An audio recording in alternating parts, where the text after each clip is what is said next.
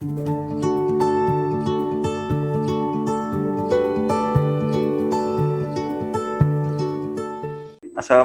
warahmatullahi wabarakatuh. Ya, alhamdulillah nih kita hari ini berjumpa lagi dengan tema yang berbeda. Tema yang hari ini, yuk kenali atopik dermatitis pada kulit anak dan cara mengatasinya. Nah, webinar ini termasuk dalam program Health Talk-nya Rumah Sakit Budalia Depok yang diadakan setiap bulannya. Ya. Yang bulan kemarin itu kita sudah dengan diare, nah yang sekarang dengan tema yang terbaru ya. Nah, untuk mempersingkat waktu, izinkan saya menjelaskan terlebih dahulu nih CV narasumber kita hari ini ya. Sebelumnya untuk para peserta, apabila ingin bertanya, boleh diajukan di kolom chat. Nanti dapat voucher ya, 50.000 per orang 10 pertanyaan terbaik. Nanti akan kita infokan. Dari 10 pertanyaan terbaik akan kita berikan hadiah. Jadi harap disimak dengan baik-baik materi hari ini. Oke? Terima kasih Dr. Pangeran. Assalamualaikum warahmatullahi wabarakatuh. Suara saya kedengaran nggak? Hari ini saya mau mengucapkan terima kasih untuk Ayah Bunda yang sudah hadir di acara webinar ini. Untuk Bunda Alia juga terima kasih sudah mengundang saya untuk mengisi webinar pada hari ini. Semoga webinar hari ini bisa bermanfaat buat kita semua. Ya. Nah, hari ini kita akan membahas tentang atopik dermatitis ya. Yuk kenali atopik dermatitis pada kulit anak dan cara mengatasinya. Sebelum kita membahas lebih dalam tentang dermatitis atopik, nah ini saya mau memberitahukan dulu apa sih bedanya kulit anak dan dewasa. Ya, kenapa dermatitis atopik itu lebih sering terjadi pada anak-anak ya? Nah, itu karena kulit anak-anak itu lebih tipis, sampai 40-60% lebih tipis dibanding kulit dewasa. Kemudian dia pertautan antara dermis dan epidermalnya itu kurang kuat. Jadi dermis itu lapisan yang di bawah, dermis yang di atas. Nah, itu dia kurang kuat. Dan rambut-rambutnya juga lebih sedikit. Padahal rambut-rambut ini berfungsi sebagai pertahanan kulit kan salah satunya ya.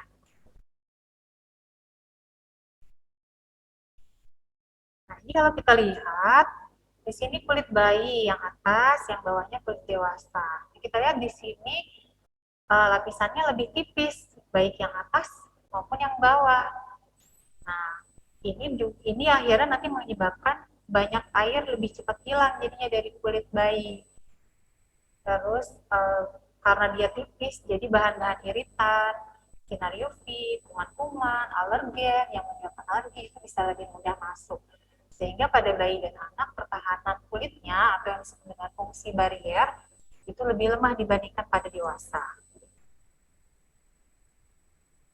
Karena dia memang pertahanan kulitnya lebih lemah, makanya anak-anak justru lebih sering terkena eksim ya. Eksim itu adalah cakupan luasnya. Jadi eksim itu ada dermatitis atopi, ada dermatitis kontak. Jadi anak-anak mudah terkena eksim. 50% terjadi sebelum usia 6 bulan. Dan dari 50% itu, 90%-nya akan mengalami dermatitis pada usia 5 tahun. Jadi memang angkanya cukup tinggi. Saya yakin mungkin ibu bapak yang ikut acara ini pasti karena anaknya ada keluhan pada kulitnya ya. Itu karena memang cukup sering terjadi pada anak-anak. Nah, dermatitis atopi sendiri itu apa sih? Dermatitis atopi. Nah, dermatitis atopi adalah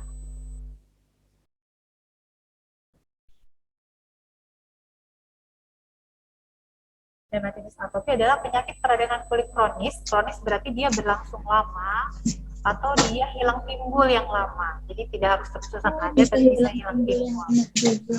Yang disebabkan karena alergi. Nah, alergi mungkin Bapak Ibu sudah tahu ya, alergi itu adalah reaksi yang menyimpang. Reaksi Kenapa? pada tempatnya untuk mendapatkan bahan bersama makanan atau apapun yang sebenarnya bermanfaat buat tubuh kita, tapi tubuh kita tuh bereaksinya berlebihan. Itu yang disebut dengan alergi. Nah, dan dermatitis hilang timbul lagi. Sebenarnya kita udah punya gennya, tapi bisa hilang timbul, bisa permanen. Iya. Berarti lo punya gennya. Tapi aku hilang timbul apa ya? Apa gitu? Maaf Ibu Stefani, mohon di-mute Ibu. Dokter, lanjut dokter. Nah, Di gambar ini adalah gambar-gambar dari kelainan dermatitis atopi. Tapi kalau misalnya anak ibu dan ayah ada yang mengalami seperti di gambar ini, jangan serta-merta mendiagnosis kalau ini dermatitis atopi ya. Nah, dermatitis atopi itu gambarannya itu bervariasi, sangat bervariasi. Jadi pada satu individu dan individu lain itu bisa sangat berbeda gambarannya. Lokasi tempatnya juga berbeda-beda. Biasanya lokasinya itu sesuai dengan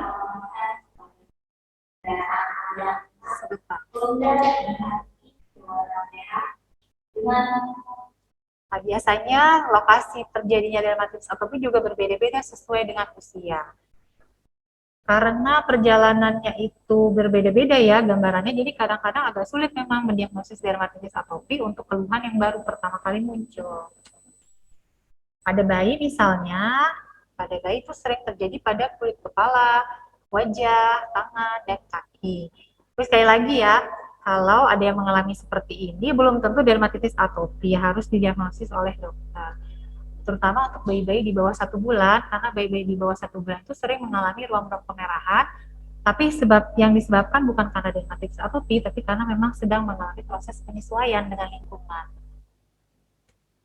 Kemudian pada anak-anak berubah lagi bentuknya agak berbeda, ya bersisik, menonjol, warna kulitnya bisa berubah menjadi menggelap atau malah memucat, dan biasanya terjadinya di daerah lipatan, di lutut, di siku, di pergelangan tangan, dan di daerah lipatan bokong.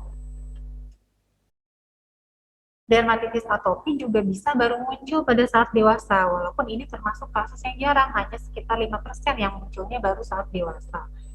Bila terjadi pada dewasa, itu biasanya gambarannya terjadi di seluruh badan, atau kalau misalnya tidak di seluruh badan, sebagian besar pada tangan, atau daerah yang kelihatan, wajah dan leher.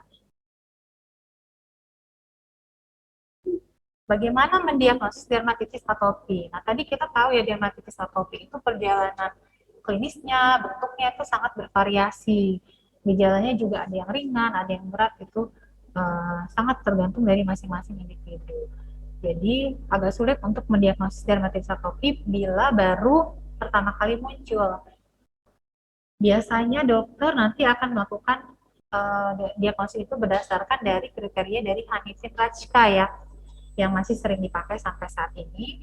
Itu harus ada 3 dari 4 kriteria mayor, yaitu gatal, kemudian lokasinya dan tempatnya itu khas untuk dermatitis atopi, tadi yang sudah kita lihat sesuai dengan usianya ya. Kemudian dia kronik, jadi bersifat lama, atau kambuhan, hilang, kadang ada, kadang enggak, begitu terus berulang-ulang.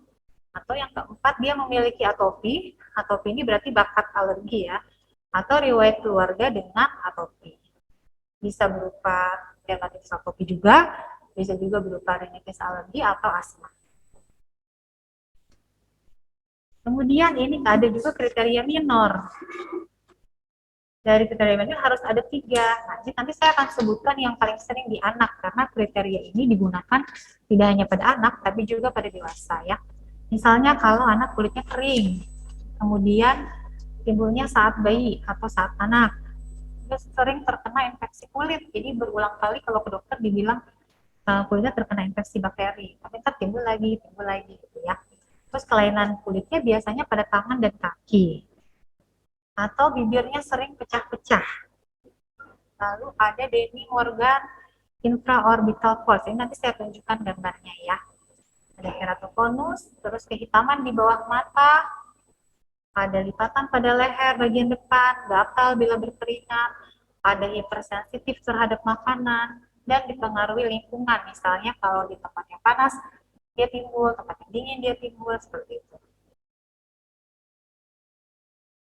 Nah, ini di layar ini adalah tadi Denny Morgan infraorbital folds. Ini salah satu ciri dari orang atau anak alergi ya.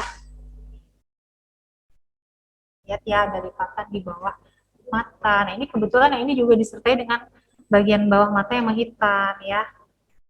Pada anak-anak. Ini bibirnya kering ujungnya ya. Ini yang disebut dengan pityriasis alba, jadi kulitnya putih-putih, sering ketukar dengan anu ya, tapi ini bukan. Terus ke korneanya tuh seolah-olah menonjol, ini biasanya pada dewasa.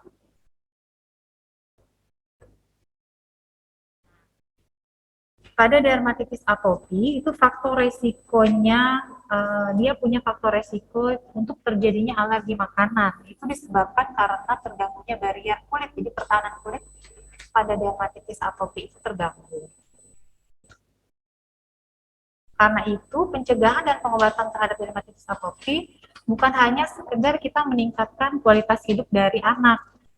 Karena tentunya kalau anak dengan dermatitis atopi pertumbuhannya bisa terganggu. Terus gejalanya juga membuat anak jadi tidak terlalu bisa beraktivitas ya. Tapi pencegahan dan pengobatan terhadap dermatitis atopi juga bisa mencegah terjadinya alergi makanan pada anak.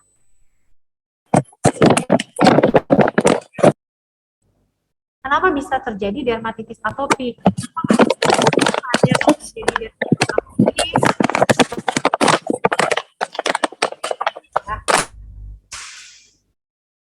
Nah, dermatitis atopi itu terjadinya adalah adanya interaksi antara faktor internal dan eksternal.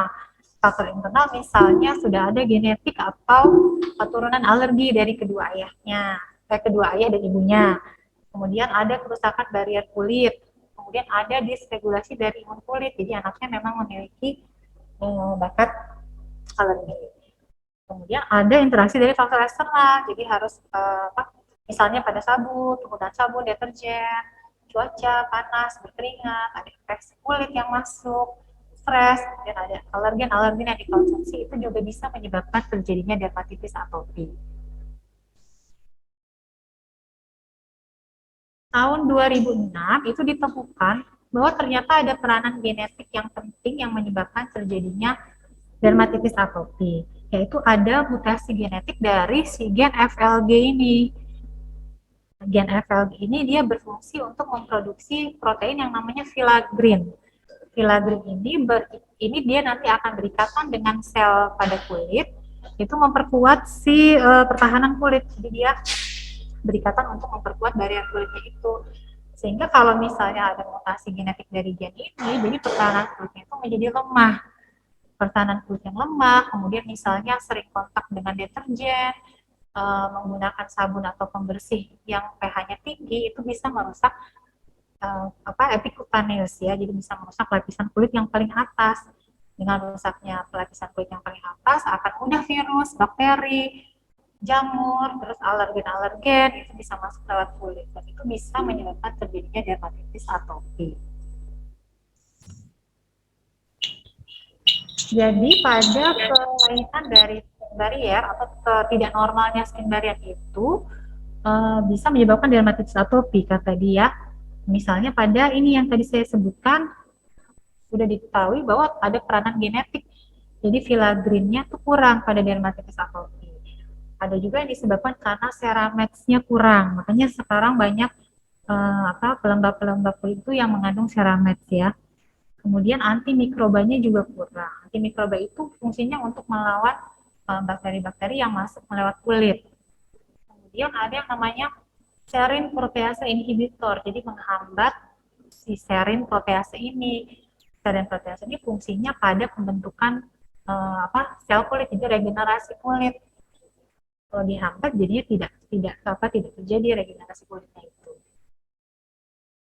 Nah, kalau barrier kulit rusak, jadi akan masuk ke sini alergen, virus, bakteri masuk ke dalam, dan ini nanti bisa mengakibatkan terjadinya rangsangan sel imun, sehingga menghasilkan yang disebut dengan THL-2. THL-2 ini sangat penting untuk terjadi alergi, karena dialah yang nantinya akan memproduksi antibodi, IgG. Yang IgG ini nanti digunakan sebagai tes alergi pada anak-anak yang tidak jelas sumber alerginya dari mana. Sekarang kalau ternyata sudah jelas nih pada dermatitis atopi, bagaimana caranya mengatasinya?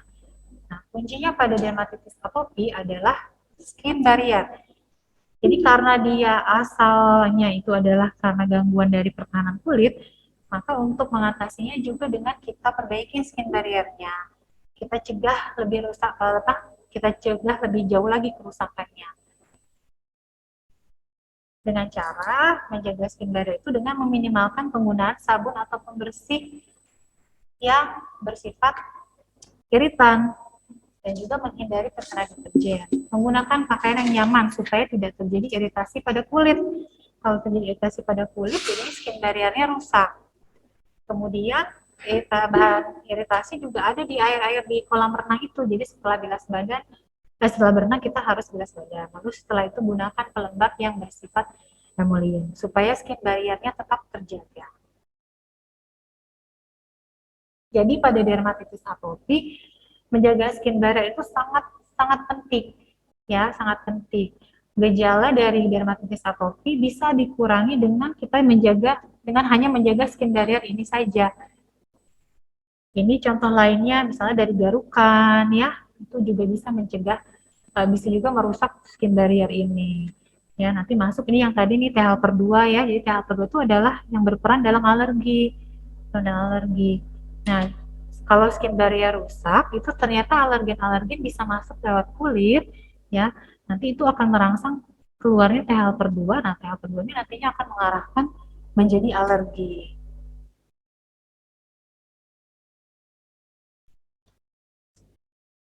Untuk mencegah supaya dermatitis atopi tidak semakin meluas, maka kita harus menghindari yang pertama alergen, kalau memang ada alergen yang bisa memprovokasi terjadinya dermatitis atopi. Kemudian menggunakan emollient atau pelembab, itu tidak hanya sebagai pengobatan, tapi juga sebagai pencegahan, supaya tidak menjadi dermatitis atopi. Kemudian biasanya dokter tuh akan meresepkan antihistamin atau antigatal, supaya tidak semakin, kalau digatal kan digaruk ya, jadi semakin rusaklah barrier kulitnya, jadi diberikanlah antigatal atau antihistamin. Kemudian sering pada dermatitis atopi itu terjadi juga infeksi bakteri di kulitnya, karena itu sering diberikan juga antibiotik topikal. Lalu sering diberikan juga antiinflamasi. Tapi untuk antihistamin, antibiotik, ini sebaiknya dengan petunjuk atau resep dari dokter ya. Jadi kunci keberhasilan manajemen dermatitis atopi yang pertama adalah hidrasi, menggunakan moisturizer atau pelembab atau krim yang memperkuat barrier kulit, karena disinilah asal muasal patogenesis terjadinya dermatitis atopi kan. Kemudian menghindari bahan iritan. Jadi produk bayi atau anak untuk yang dermatitis atopi sebaiknya tidak boleh mengandung alkohol, pewarna, dan pewangi yang kuat. Nah ini sebenarnya agak sulit dicari ya, karena produk-produk yang seperti ini sangat jarang. Di pasaran itu rata-rata produknya menggunakan parfum, pewangi. Jadi saya sangat mengapresiasi sekali apabila ada produk bayi merek tertentu yang dia produk-produknya itu kebanyakan tidak mengandung parfum, karena itu sangat jarang di sini terus terang. Kemudian kita juga harus menghindari alergen.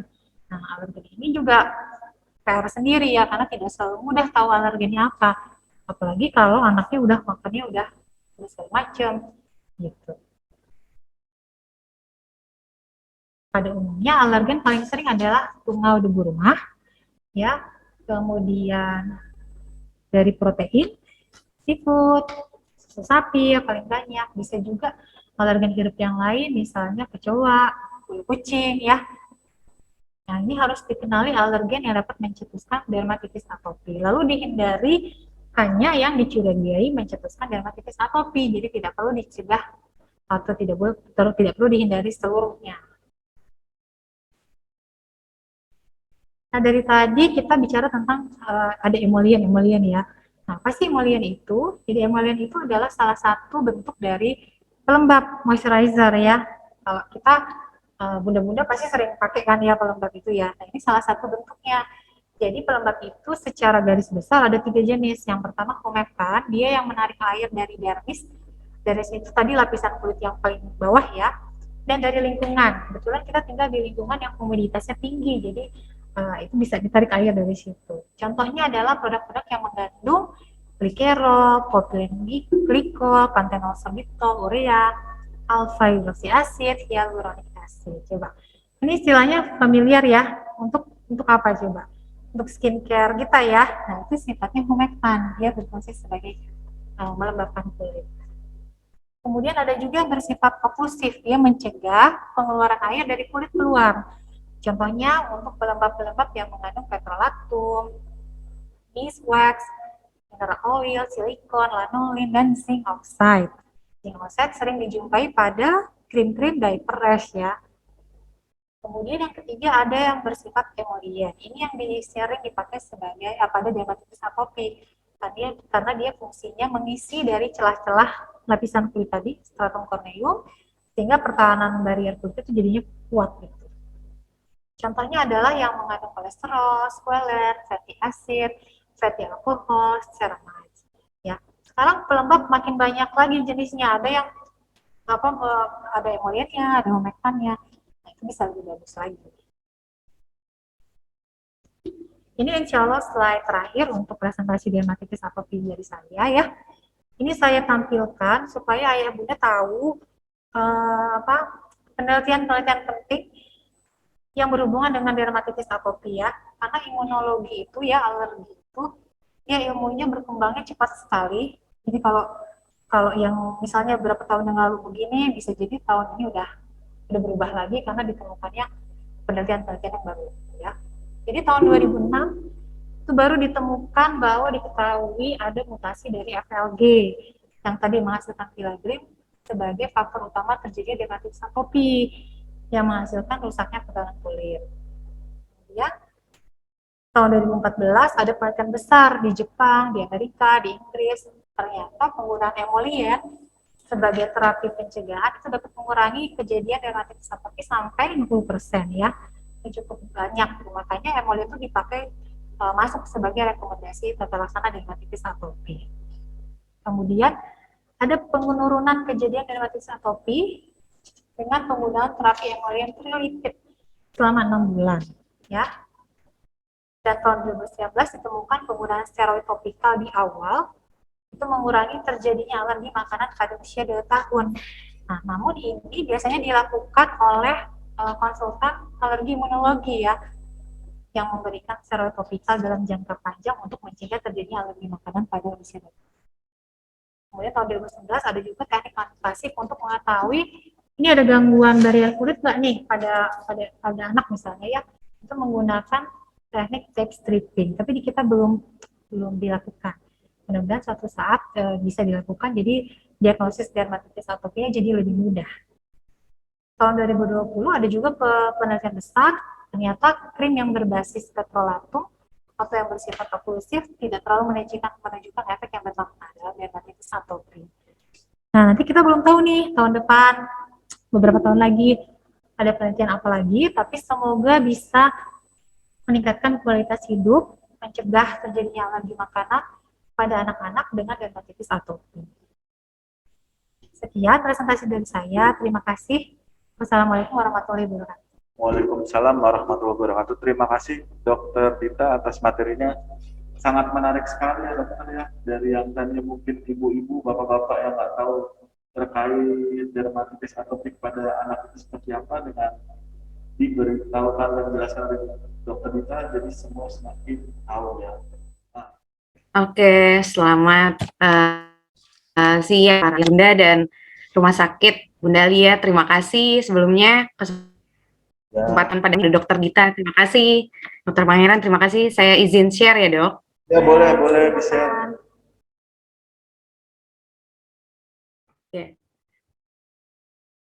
Ya, selamat siang para ayah bunda.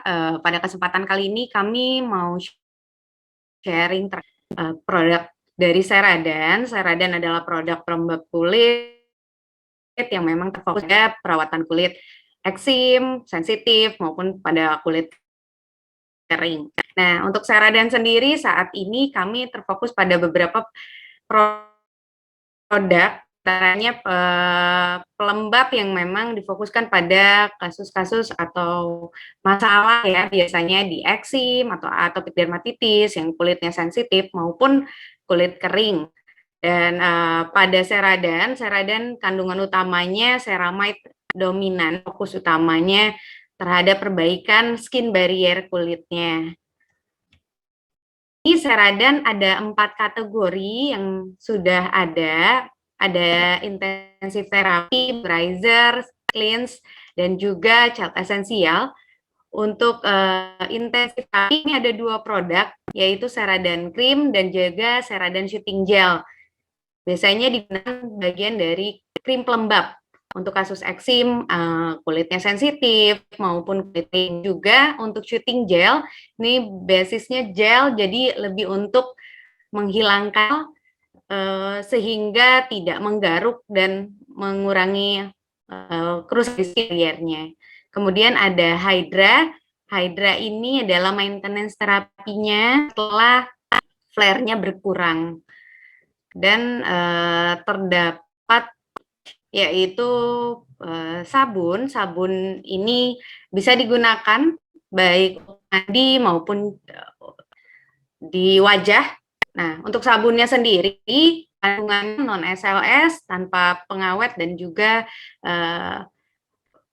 pewangi. Jadi cukup aman ketika digunakan dan juga tetap menjaga supaya kulit menjadi lembut kembali dan lembab. Dan selanjutnya untuk cat esensial kami ada super cream, yaitu krim popok untuk mencegah dan untuk mengobati ruam. Nah, untuk Ceradan sendiri ini beberapa produknya, yaitu ada krim, kemudian ada Hydra, ada Diaper, dan juga shooting gel. Untuk wash sendiri itu lebih fokus pada pembersih kulitnya, tapi juga melembutkan. Untuk krimnya itu untuk memperbaiki skin barriernya, terutama untuk kulit dan meredakan kemerahan, gatal, maupun iritasi. Dan untuk Hydra ini digunakan sebagai lotion untuk memberikan hidrasi yang lebih lama. Selanjutnya ada Diaper Cream. Diaper Cream ini biasanya digunakan untuk ruam popok ya. Jadi mengatasi kemerahan, iritasi maupun pertumbuhan jamur. Dan yang terakhir itu terdapat Ceradan Shooting Gel, yaitu gel bentuk menghilangkan gatal kurang dari 5 menit dan memberikan sensasi sejuk di kulit. Untuk penggunaan dari produk Ceradan ini sendiri, ketika terdapat flare, tahan, kemudian maintenance-nya seperti apa dan komplement untuk anak-anak. Untuk treatment flare-nya ini step awal biasanya digunakan sabunnya yang hindari sabun yang memicu iritan, kemudian trigger-trigger yang menyebabkan kulit menjadi atau skin barrier jadi rusak. Maintenance juga bisa digunakan sabunnya.